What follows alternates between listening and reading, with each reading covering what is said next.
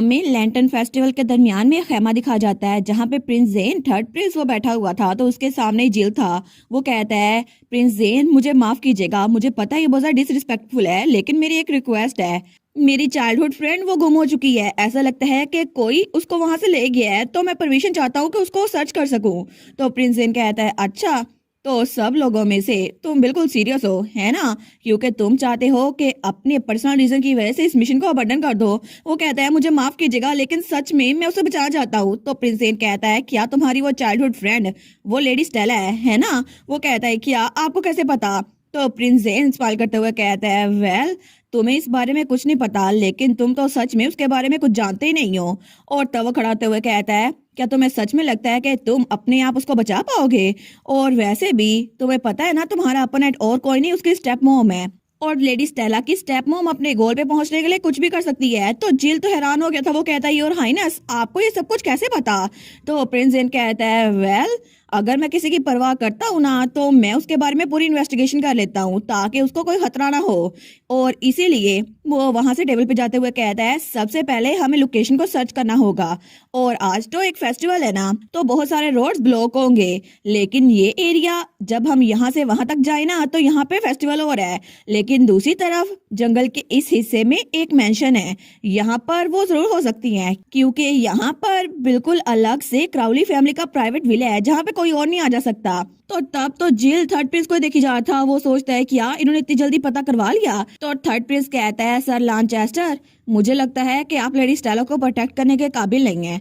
तो तब जिल को तो बहुत ज्यादा बुरा लगता है, वो सोचता है ये ठीक तो कह रहे हैं, लेकिन प्रिंस जेन वहां जाते हुए कहता है कम ऑन जल्दी करो, लेडी स्टेला इंतजार कर रही होंगी। वो कहता है थैंक यू सो मच आपकी कोऑपरेशन के लिए प्रिंस जेन। और तब प्रिंस जेन वो बाहर निकला था और उसने अपने स्पाइयों को भी हुक्म दे दिया था, लेकिन दूसरी तरफ हमें हमारी स्टेला दिखाई जाती है जो कि जमीन पे गिरी पड़ी थी, और उस बेचारी को तो सांस बहुत मुश्किल से आ रहा था। तो वो सोचती है जब से मैंने कॉन्ट्रैक्ट किया था ना, तब से लेकर अब तक मैंने इतनी तकलीफ दोबारा बर्दाश्त नहीं की, लेकिन अगर आज मैं लेवाई की बात मान लेती, मैं इतने नखरे ना दिखाती, तो फिर मुझे तकलीफ बर्दाश्त ना करनी पड़ती। और तभी उसको बहुत ज्यादा खांसी आ रही थी, वो फिर से अपना हाथ ऊपर उठाती है, वो कहती है प्लीज प्लीज कोई तो यहाँ पर आ जाओ लेवाई। उस रात भी जब मैं मर रही थी ना, तब भी मून इतना ही ज्यादा खूबसूरत था जितना आज है, तो प्लीज लेवाई यहाँ पर आ जाओ, क्योंकि मैं सच में तुम्हारी मदद मांगना चाहती हूँ। लेकिन तभी लेवाई वो खिड़की के पार ही खड़ा था और तब उसको देख रहा था, लेकिन तब वो सोचती है लेवाई क्या सच में ये वही है? नहीं, ऐसा नहीं हो सकता, इतनी जल्दी लेवाई यहाँ कैसे पहुंच सकता है? और वैसे भी उसको तो पता भी नहीं है मैं किडनैप हो चुकी हूँ, लेकिन लेवाई वहीं पर उसको देख रहा था। तो तब वो सोचती है प्लीज कोई भी हो, लेकिन प्लीज मेरी हेल्प के लिए आ जाओ। तो तब लेवाई वो अपने दांत पीसता है और वहां पे मैजिक स्पेल करता है, जिसकी वजह से वो अंदर आ चुका था। लेकिन तभी वो हमारी स्टेला के पास आता है और उसको उठा लेता है। वो कहता है अब खुद से मरने की कोशिश मत करो स्टूपिड लड़की, तुमने पहले ही मुझसे कॉन्ट्रैक्ट किया हुआ है। और तभी उसको पकड़े पकड़े वो अपनी लाइफ फोर्स उसके अंदर ट्रांसफर करता है, जिसकी वजह से स्टेला उसकी हालत थोड़ी सी ठीक हो रही थी, लेकिन स्टेला वो अभी तक होश में नहीं आई थी। और तभी थोड़ी देर बाद हमें क्राउली मैंशन दिखा जाता है जहाँ पे प्रिंस जेन अपने नाइट्स के साथ पहुंच चुका था।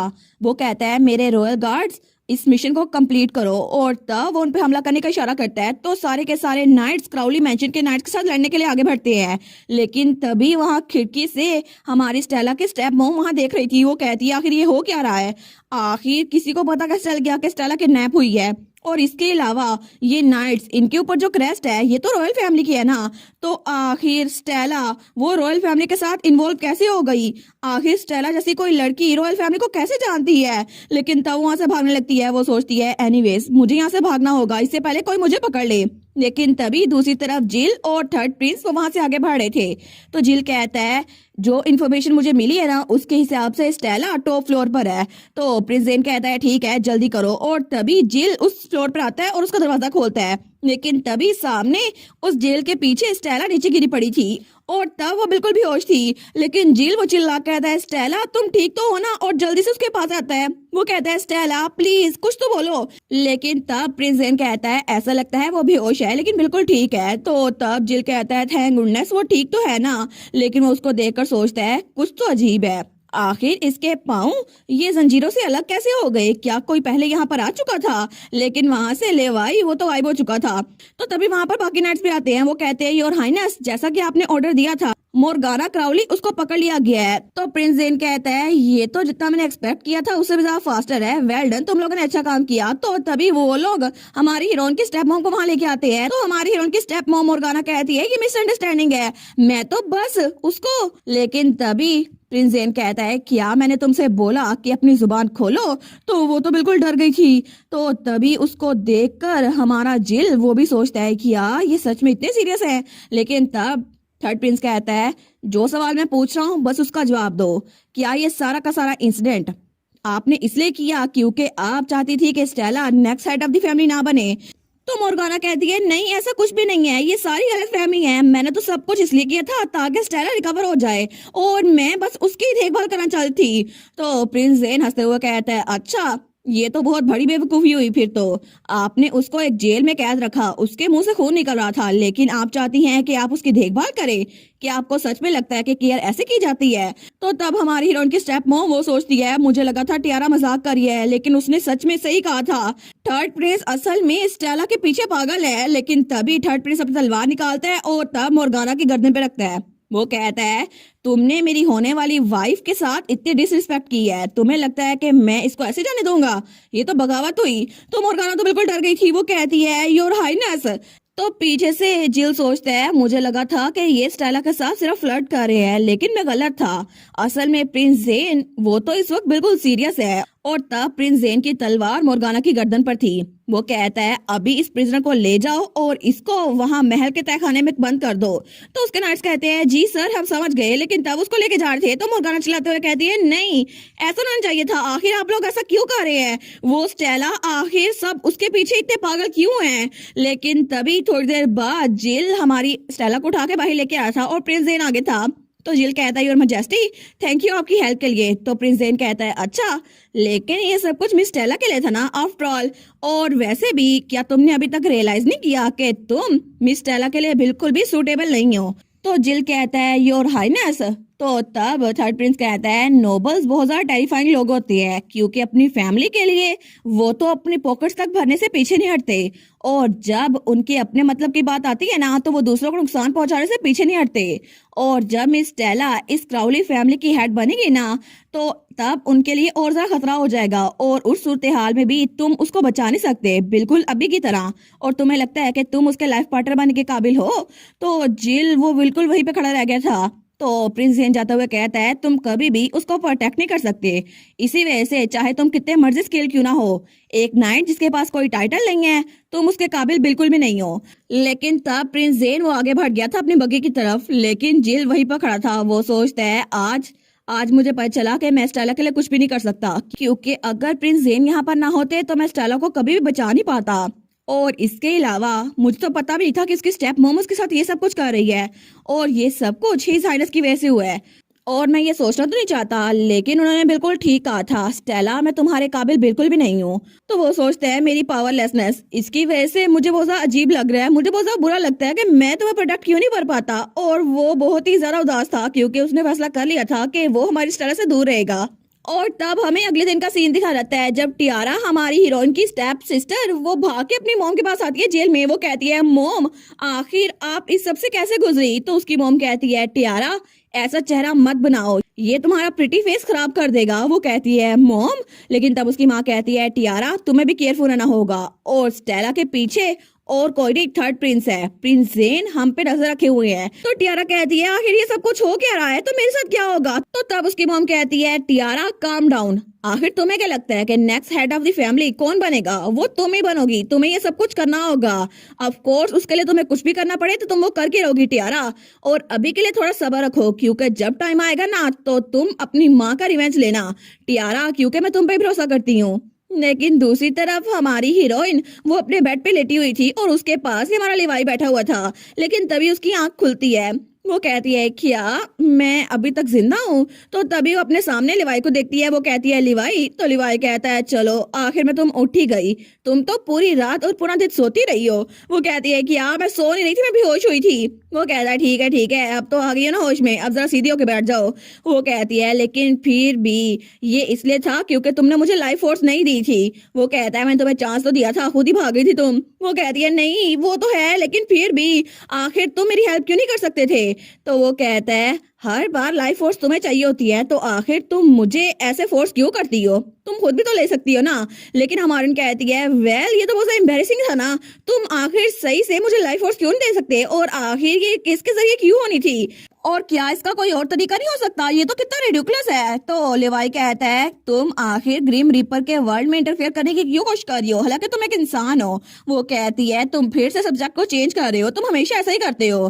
तो तब उसके पास तो वो कहता है हेल्प तुम्हें मेरी चाहिए और फिर भी तुम मेरी थोड़ी तारीफ भी नहीं कर सकती, ना ही मुझसे तमीज से बात कर सकती हो। वो कहती है ठीक है मैं ग्रेटफुल हूँ, तुमने अभी तक मेरी बहुत सारा हेल्प की है और इसीलिए मैं तुम्हें थैंकफुल बोल रही हूँ क्योंकि अभी भी जेल में तुमने मेरी हेल्प की थी। लेकिन तभी वो कहती है नहीं एक मिनट रुको, उस वक्त तुमने बस मुझे पकड़ा हुआ था, तुमने मुझे किस नहीं किया था, लेकिन फिर भी तुमने मुझे अपनी लाइफ फोर्स दे दी थी। तो इसका मतलब है लेवाई असल में लाइफ फोर्स देने के लिए किसकी जरूरत नहीं पड़ती है ना। तो लेवाई वो कहता है क्या, वो कहता है ऐसा बिल्कुल भी नहीं है, तुम्हें कुछ गलत फहमी हो रही है और उठ के जाने लगता है। वो कहता है अगर तुम्हें लाइफ फोर्स चाहिए ना तो मेरे पास आ जाना, और वैसे भी सदियों से ये तरीका चलता आ रहा है लाइफ फोर्स देने का, अगर तुम्हें नहीं चाहिए तो मत लो, लेकिन ये बहाने मत बनाओ। लेकिन तभी दरवाजा बंद करके बाहर आ गया था।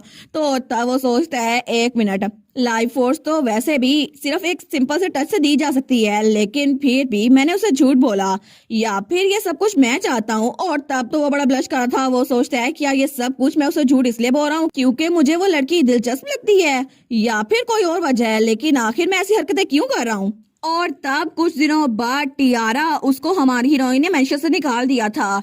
तो तभी टियारा आगे जा जाते जमीन पे गिर जाती है और कीचड़ में उसका मुंह लगता है। तो वो उठती है और रोने लग जाती है। वो कहती है मोम आखिर मैं क्या करूं, हमें तो स्टेला को घर से निकाला था लेकिन आखिर मैं घर से क्यों निकल आई हूँ, ये सारी की सारी गलती मेरी स्टेप सिस्टर की है, मैं कसम खाती हूँ कि मैं उसको पछताने पे मजबूर कर दूंगी। लेकिन तभी खिड़की से हमारा लिवाई और हमारी स्टेला उसको जाते हुए देख रहे थे। लेकिन तब लिवाई कहता है हे आखिर तुम ऐसी लड़की को यहाँ जाने क्यों दे रही हो, तुम उसको जान से क्यों नहीं मार देती। तो हमारी कहती है नहीं कोई मसला नहीं है, टियारा खुद से कुछ भी नहीं कर सकती, इसी वजह से मैं उसको ऐसे जाने दे रही हूँ। तो लिवाई कहता है अच्छा ये बात है। तो हमारी कहती है फिर भी चलो एक चीज की टेंशन तो कम हुई क्योंकि ये सब कुछ प्रिंस जेन की वजह से हुआ था, मुझे जाके उनको थैंक यू बोलना चाहिए। तो लिवाई तो बड़ा जेलस हो गया था। वो कहता है तुम्हें उससे जाके मिलने की जरूरत नहीं है ना। वो कहती है नहीं मैं तो जा रही हूँ। और तब अगले ही दिन वो फिर से प्रिंस जेन के पास पहुंच चुकी थी और वो ग्रीन हाउस बहुत ही ज्यादा खूबसूरत लग रहा था। तो तब प्रिंस जेन वो कहता है फाइनली मैंने जितना एक्सपेक्ट किया था ना आप तो उससे भी ज्यादा जल्दी आ गई, तो क्या इसका मतलब है आपने फाइनली डिसाइड कर ही लिया कि आप मुझसे शादी करेंगी लेडी स्टेला। तो हमारी अपना हाथ छुड़वाते हुए कहती है बिल्कुल नहीं, मैं तो बस शुक्रिया अदा करने के लिए आई थी। और तब उसके सामने झुकते हुए कहती है थैंक यू सो मच मेरी जान बचाने के लिए और मेरी स्टेप मॉम से मुझे आजाद करवाने के लिए। तो प्रिंस जेन कहता है कितने शर्म की बात है, चलो अगर ऐसा ही है तो फिर ऐसा ही सही, तो चले अभी के लिए थोड़ी देर यहाँ बैठते हैं। तो हमारी स्टेला वहाँ बैठ गई थी। तो तब प्रिंस जेन कहता है बाय द वे आपकी स्टेप मदर उनको बगावत के लिए सजा मिलेगी और वैसे भी वो दोबारा लौट के आपके मैंशन में नहीं जा सकती। वो कहती है इसका मतलब है कि मेरी स्टेप मॉम वो मुझसे अलग हो गई है ना, वो दोबारा मुझे नुकसान नहीं पहुंचा सकती। तो प्रिंस जेन कहता है हाँ बिल्कुल ऐसा ही कुछ समझ लें।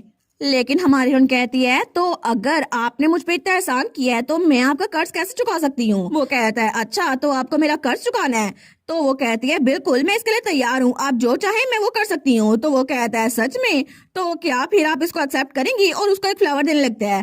तो तब हमारी हीरोइन उसके फ्लावर को मना करते हुए कहती है वेल मैं इसको मना करती हूँ, लेकिन मैं तब से एक ही बात सोच रही थी आखिर आप मुझ पे इतने फिक्सेटेड क्यों हैं।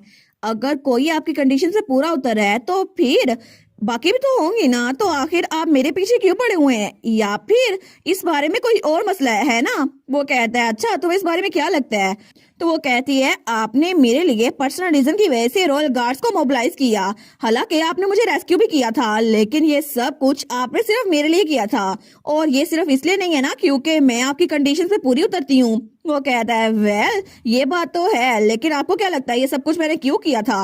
वो कहती है शायद ये कॉन्ट्रैक्ट मैरिज तो सिर्फ एक धोखा है, असल में आपको मुझसे लव एट फर्स्ट साइट हो गया होगा है ना। तो प्रिंस जेन तो बहुत ज्यादा जोर के हंसने लग जाता है। वो कहता है सच में तुम्हें ये लगता है। वो कहती है आपको इतना हंसने की जरूरत नहीं है। वो सोचती है आखिर मैंने ये कहा ही क्यों था, लेकिन तब वो कहता है ऑफ कोर्स आप तो बहुत अट्रैक्टिव है माय लेडी। वो कहती है ठीक है मुझे ये नहीं कहना चाहिए था, आखिर मुझ में है क्या जिसको पसंद किया जाए। वो कहता है लेकिन फिर भी मुझे फर्क नहीं पड़ता ये कोई कॉन्ट्रैक्ट मैरिज है या फिर नहीं, क्योंकि अगर इसका मतलब आपको पाना हुआ लेडी स्टेला तो मैं कुछ भी करूंगा। वो कहती है क्या आपने क्या बोला? तो वो उसके साथ आके बैठ जाता है। वो कहता है मैं एक बार फिर से प्रॉपरली पूछता हूँ, क्या ये बिल्कुल इम्पॉसिबल है कि आप मेरे साथ रहें? क्योंकि चाहे कोई भी रीजन हो, लेकिन मैं चाहता हूँ कि आप मेरे साथ रहें ताकि मैं आपको प्रोटेक्ट कर सकूं। तो आपका इस बारे में क्या ख्याल है माय लेडी? लेकिन हमारी हीरोइन वो कहती है योर हाइनेस, अगर मैंने आपसे शादी कर भी ली और फ्यूचर में हमारा कोई बेटा या बेटी हुई तो फिर भी मैं उसको प्रोटेक्ट नहीं कर पाऊंगी। वो कहता है क्या, लेकिन क्यों? तो स्टेला कहती है योर हाइनेस, आप भी तो थर्ड प्रिंस है ना, आपको पता है कि फैमिली कैसी होती है और रॉयल फैमिली तो बहुत ही ज्यादा सख्त होती है। तो अगर मॉम और डैड में से कोई भी ना हो तो फिर एक बच्चे की लाइफ बहुत ही ज्यादा बुरी हो सकती है। तो प्रिंस जेन कहता है क्या मतलब? वो कहती है अगर मैं आपको बताऊं कि मैं 3 सालों में मरने वाली हूं तो क्या फिर भी आप मुझे शादी के लिए प्रपोज करेंगे? क्योंकि मैं बिल्कुल भी योर हाइनेस आपके कॉन्ट्रैक्ट मैरिज पार्टनर के लिए बिल्कुल भी अच्छी नहीं हूँ, इसी वजह से मैं इसके लिए हाँ नहीं कर सकती। तो तब प्रिंस जेन उसके हाथ पे हाथ रखते हुए कहता है मैं ऐसा कुछ भी नहीं होने दूंगा। तो स्टेला कहती है क्या? तो वो उसका हाथ पकड़ता हुआ कहता है मैं प्रिंस हूँ जिसके ऊपर इस पूरे नेशन का फ्यूचर डिपेंड करता है, तो चाहे कुछ भी हो जाए, चाहे कुछ भी करना पड़े, मैं आपको मरने नहीं दूंगा लेडी स्टेला। और तब उसके हाथ पे किस करता है। तो हमारी कहती है सच में प्रिंस जेन? लेकिन तब उसके हाथ को पकड़ते हुए कहता है इसी वजह से कुछ भी ऐसा मत कहिए जिसकी वजह से मुझे सैड होना पड़े, क्योंकि मैं नहीं चाहता कि आपको कुछ भी हो लेडी स्टेला, क्योंकि हमेशा मैं आपको प्रोटेक्ट करूंगा। वो कहती है प्रिंस जेन क्या आप सच में वही कह रहे हैं जो आप कहना चाहते हैं? आपका यही मतलब है? तो तब वो तो उसके बहुत ज्यादा करीब था, लेकिन तब हमारी कहती है सच में आप सीरियस है? तो वो बड़ा सैड होकर उसकी तरफ देखता है, लेकिन तभी वो तो हंसने लग जाता है। वो कहता है नहीं मैं तो मजाक कर रहा था। वो कहती है क्या सच में ये सिर्फ मजाक था? तो तब उसके पास होते हुए कहता है वेल कहीं आप मेरे प्यार में तो नहीं पड़ गई? वो कहती है नहीं ऐसा कुछ भी नहीं हुआ, मुझे कभी भी आपसे प्यार नहीं होगा। लेकिन वो उसकी तरफ देखती है, वो सोचती है मैंने ऐसा कहा भी है, लेकिन इसने ये बात इतनी सीरियस होकर कही थी कि मेरा दिल अभी तक धड़की जा रहा है। तो तब प्रिंस जेन खड़ा होते हुए कहता है ऑलराइट, मुझे लगता है कि मुझे अब काम पे वापस आना चाहिए। वैसे भी मैंने आपका बहुत सारा टाइम ले लिया है, तो प्लीज अगर आपको फुर्सत मिले ना तो दोबारा मुझसे मिलने के लिए आ जाइएगा, क्योंकि मैं चाहता हूँ आप मेरे प्यार में पड़ जाएं। तो हमारी कहती है मैं ऐसा कुछ भी नहीं होने दूंगी और इसीलिए मैं दोबारा यहाँ पे नहीं आने वाली। लेकिन तब वो कहता है सॉरी लेडी स्टेला, लेकिन आप पहली इंसान है जिसको मैं सच में चाहता हूँ, तो इसीलिए मैं गिव अप बिल्कुल नहीं करूंगा। और तब हमें उसके कुछ दिनों बाद का सीन दिखा रहता है जब हमारी स्टेला वो तैयार हो रही थी, शीशे के सामने बैठी थी, लेकिन साथ ही लिवाई बैठा हुआ था और बुक के साथ खेल रहा था। वो कहता है हे आखिर तुम कर क्या रही हो, इतना ड्रेसअप होकर कहाँ पर जा रही हो? तो स्टेला कहती है मुझे लगता है कि तुम्हें मेरी हर एक बात से मसला हो रहा है, लेकिन मैं तुम्हें बता ही देती हूँ, मुझे अभी जिल से एक लेटर मिला है जिसकी वजह से मुझे पता चला है कि जिल ट्रेनिंग करते हुए जख्मी हो गया था, लेकिन मैं उसके लिए फिक्रमंद हो रही थी, तो मैं उसकी फैमिली में जा रही हूँ उससे मिलने के लिए।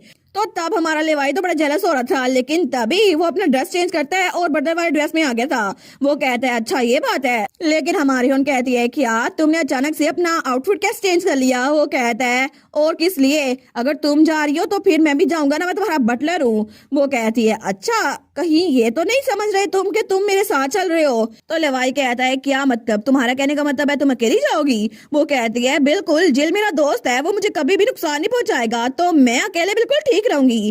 तो तब उठते हुए कहती है तुमसे बाद में मिलूंगी लेवाई, क्योंकि आज तो मैं जिल के साथ पूरा टाइम गुजारने वाली हूँ। लेकिन पीछे हमारा लेवाई उसको तो बड़ा गुस्सा आ रहा था। वो कहता है ये अकेले चली गई, लेकिन तभी वो चेयर पे बैठ जाता है। वो कहता है ठीक है जो करना है करो, मुझे भी कोई फर्क नहीं पड़ता, तुम जिसके साथ मर्जी जाओ। लेकिन साफ साफ पता चल रहा था कि हमारे ग्रीम रीपर को भी जेलसी हो रही थी।